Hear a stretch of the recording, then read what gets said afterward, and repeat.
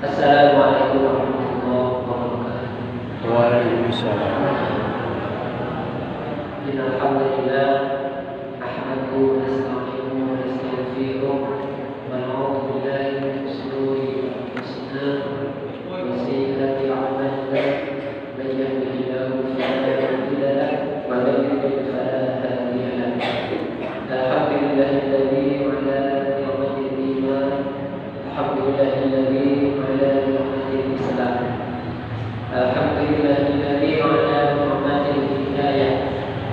Alhamdulillahilladzi 'ala ni'matil ukhuwah.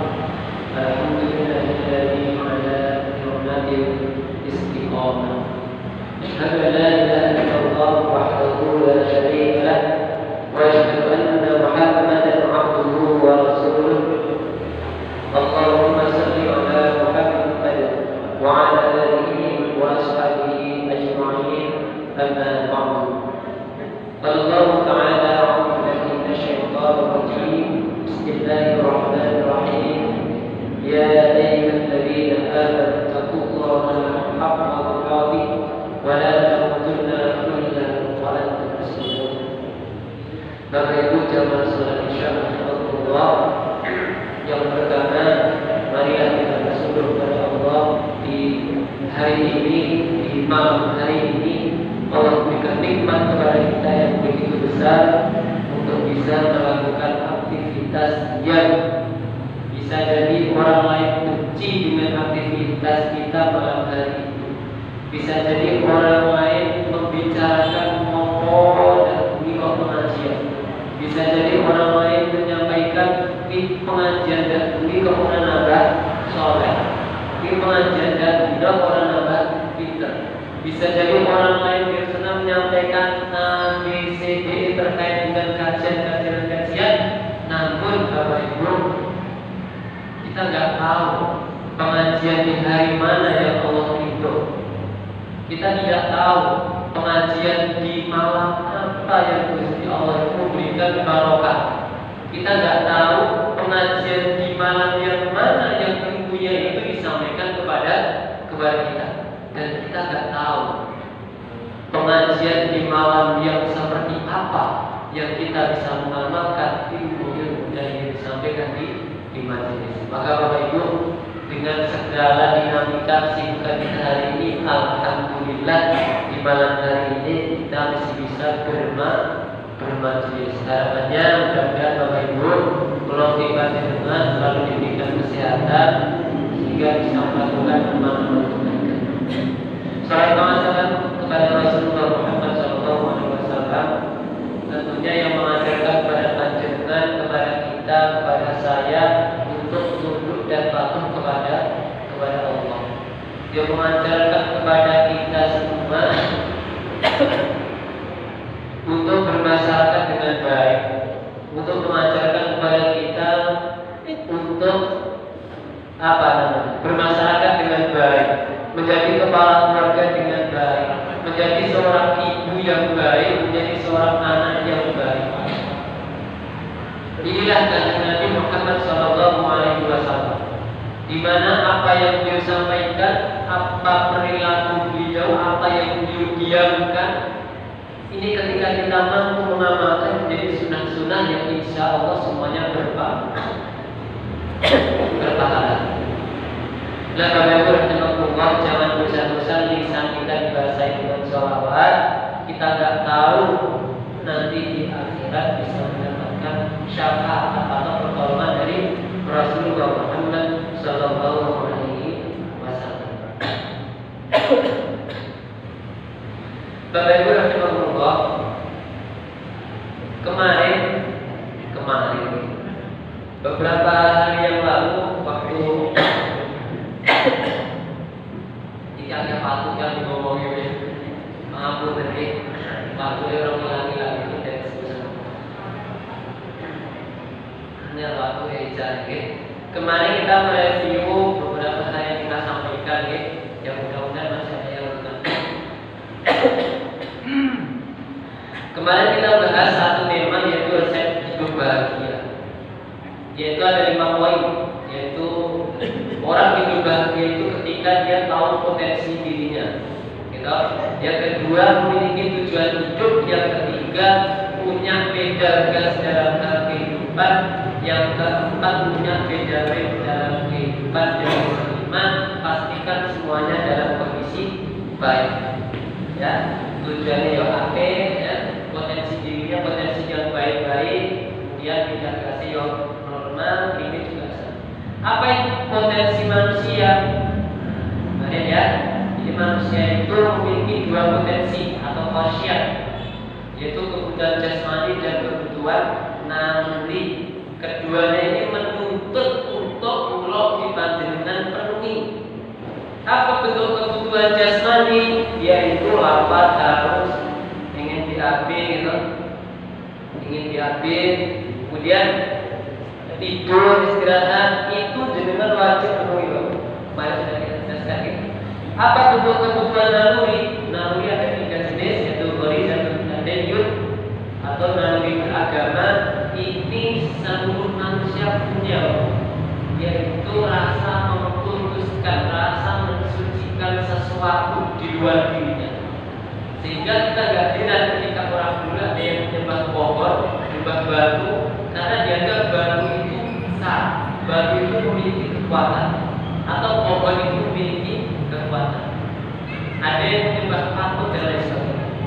Itu bentuk dari naluri beragama. Yang kedua, ghorizatul baqa. Naluri orang agama.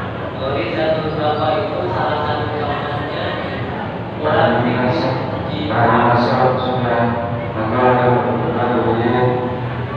orang ingin diakui. Itu bentuk dari naluri ghorizatul baqa. Orang itu kalau ingin diakui itu bentuk dari perwujudan ghorizatul baqa. Misalnya orang kaya dia pengennya kilo aku gitu, itu bentuk dari ghorizatul baqa. Atau misalnya apa ini bukan menang ya, itu muncul dari ghorizatul baqa, naluri mempertahankan. Yang ketiga adalah ghorizatul naum, naluri kasih sayang. Dengan sayang kali putrone, kira bapak sayang kali bude, itu adalah bentuk dari ghorizatul naum. Dan semuanya ini menuntut untuk dipenuhi. Nah, hanya saja dua kondisi ini memiliki dua kondisi yang berbeda. Artinya ketika pemenuhan kedua ini dengan cara Allah itu dapat pahala. Tapi ketika pemenuhan dari kedua kondisi dengan cara Allah, maka akhirnya mendapatkan dosa. Itu kemudian tujuan hidup kemarin ya, ibadah kepada Allah. Ini dari yang sudah kita sampaikan kemarin. Hidupnya zariat ini sebagian ya, sebagian dari dasar. Kemudian bidang gas manusia apa? Yaitu menaati perintahnya. Saya kasih garis. Ini perintah Allah yang membimbing dengan semangat masjid itu mereka ada perintah Gusti Allah sholat, terus ini pahala yang besar. Dan sholat itu nggak ada informasi pahala yang besar. Saya yakin juga itu kedatangan teman masjid, apalagi berjamaah. Jadi dengan rajin ke masjid berdoa diri sholat itu besar, ya. Nah, sholat ya, mungkin ada macam-macam bayar. Beda dari kehidupan adalah segala larangan dari Gusti Allah. Apa contohnya? Beda dari kehidupan itu ketika jenengan nggak melakukan zina, kita keren. Jenengan nggak melakukan judi, jenengan nggak melakukan riba, jenengan nggak melakukan yang larang-larang Gusti Allah. Ya. Nih, ini ada.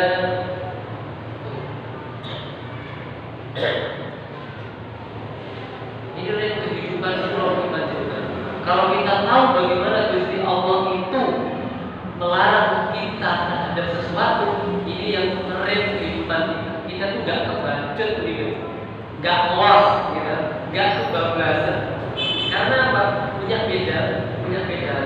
Dan yang terakhir, kemarin ya, ini semuanya adalah kondisi baik. Jadi kondisi baik yang dimaksud adalah dengan memahami perintah-perintah Gusti Allah itu tidak dengan penafsiran yang benar.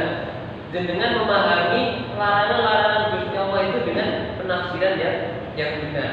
Dan juga yang tadi nomor 2, tujuan hidup yang baik. Nah, Bapak Ibu rahimahullah. Nah, malam tadi itu tadi kan review ya. Tadi itu review materi kemarin. Malam hari ini, nah apa yang harus dipikirkan itu? Facebook. Kalau memegang Facebook tahu ya. Ini setiap buka Facebook ditanya apa yang Anda pikirkan ya? Setiap buka Facebook. Nah, kita akan nonton sebentar ya. Ini ada film yang sekitar 2 menit ke satu. Gak barengan ya antara mulut sama suara nih. Kalau ini film dari dagu itu pada pesantrennya. Semasuk ya.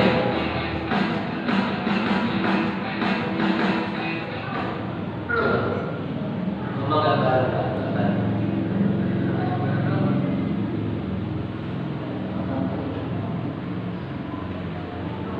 Jadi ceritanya ini punya datang ke kosan, yaitu mau pinjam Al-Quran, ya, pinjam Al-Quran. Ternyata yang tidur ini, dia itu punya Quran tapi sudah 4 tahun yang lalu itu naruhnya di mana? Di bawah aja. Sejak masuk kosan sampai hari ini 4 tahun yang lalu itu Qurannya di bawah aja, nggak pernah dibaca. Kemudian waktu pas mau pulang, tadi apa yang disampaikan? Jangan sampai rusak ya. Apa yang Quran? Bukan, ini apa?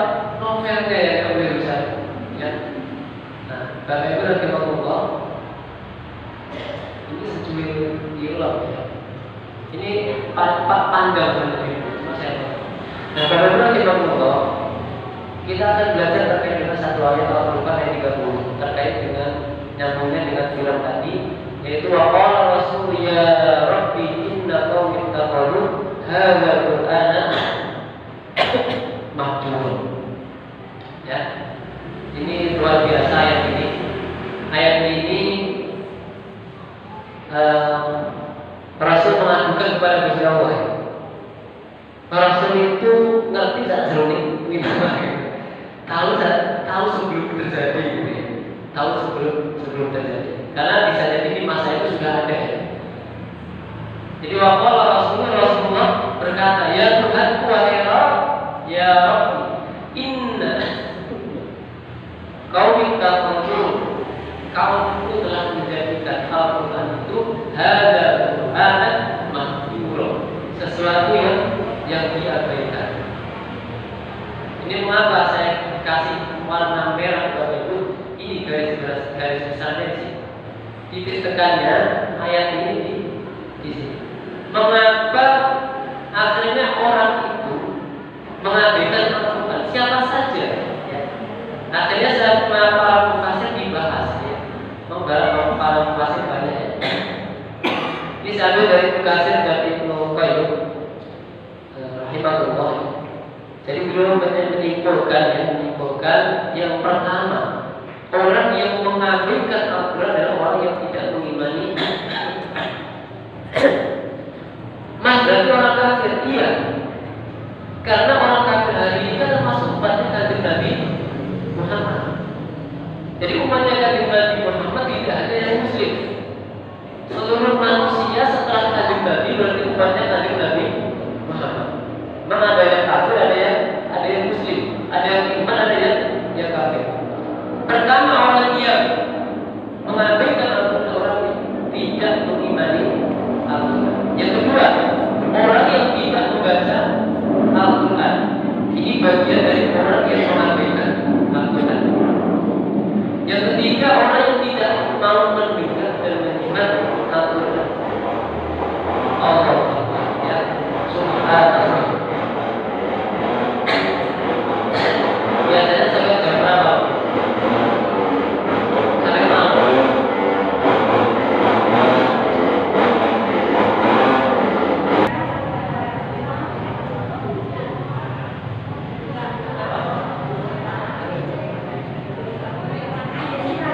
Oke, lanjut Bapak Ibu.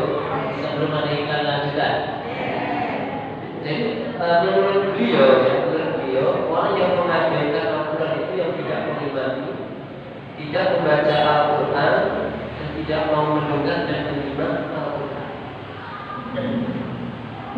Orang yang mengabaikan Al-Quran. Udah tiga aja masuk nggak? Masih ada lagi. Yang tidak mau memahami dan mentadaburi Al-Quran, tidak mau memahami dan mentadaburi Al-Quran. Orang yang tidak mengimani Al-Quran itu orang yang mengabaikan Al-Quran. Artinya apa? Ketika ada orang yang mengimani Al-Quran, itu tidak dari bagian dari ayat. Namun lanjut ke nomor 2, dia sudah mengimani Al-Quran.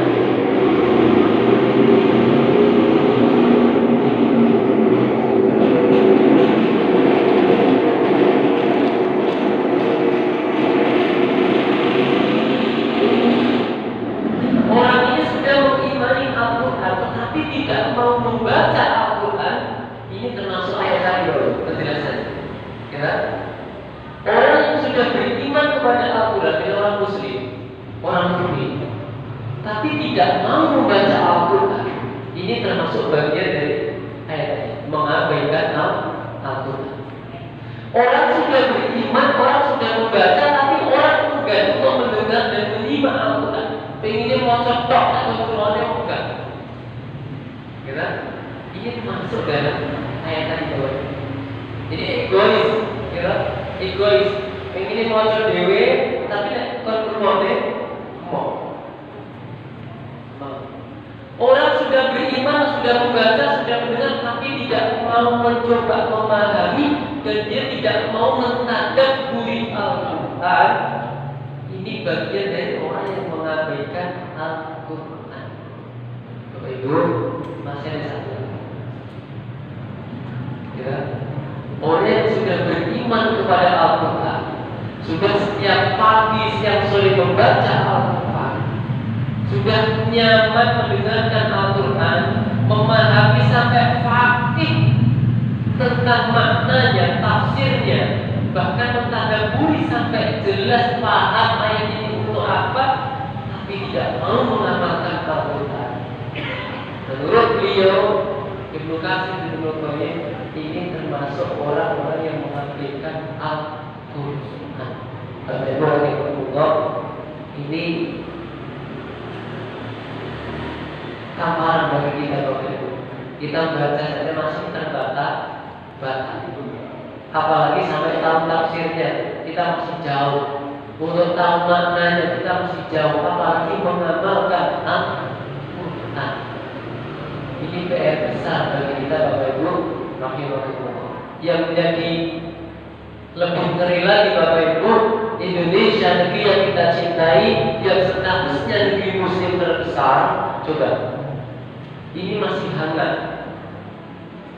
Coba Bapak Ibu, kelihatan tanggalnya Bapak Ibu? Senin 6 Maret 2023 masih hangat tuh ceritanya. Kira Senin 6 Maret 2023. Apa bunyinya? 72% umat muslim RI buta aksara Al-Quran. Coba 72%. Ini versi Detik News. Mas, ini kan hanya dari satu sumber, klik dari Tempo, sama. Ya kan? Tempo juga memberitakan yang sama. Artinya ini bukan hoax. Ini bukan wacana Bapak Ibu. Ini bukan gunting, tapi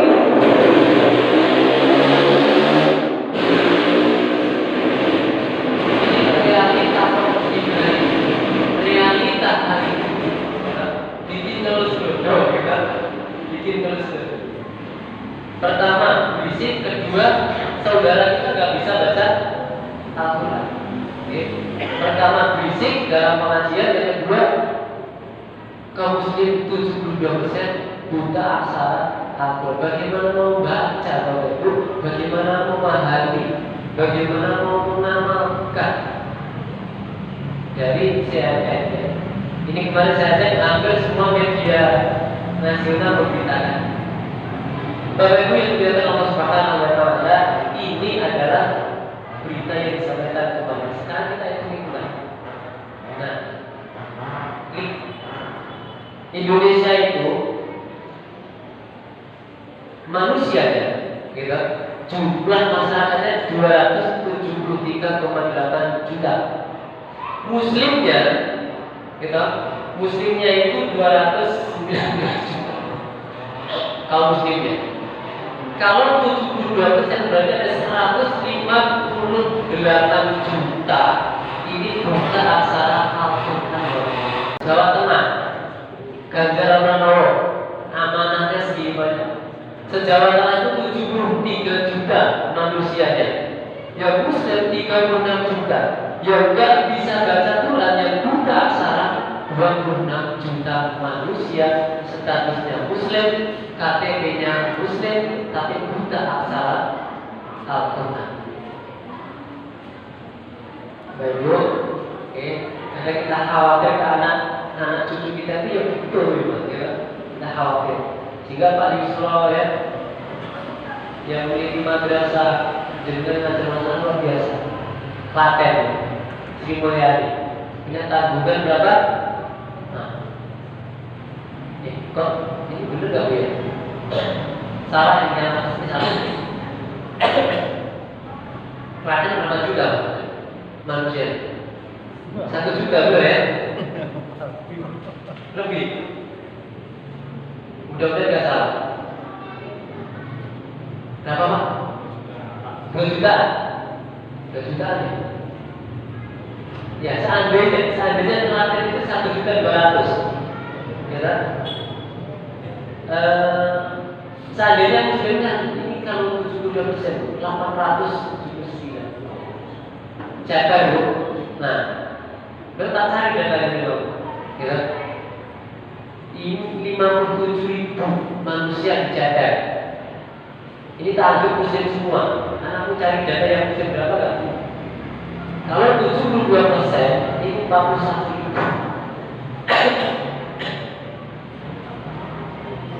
Gitu? Ngawak dong. 4.000 manusia. Ini gak bisa baca Al-Quran atau buta aksara. Baca Quran di Allah.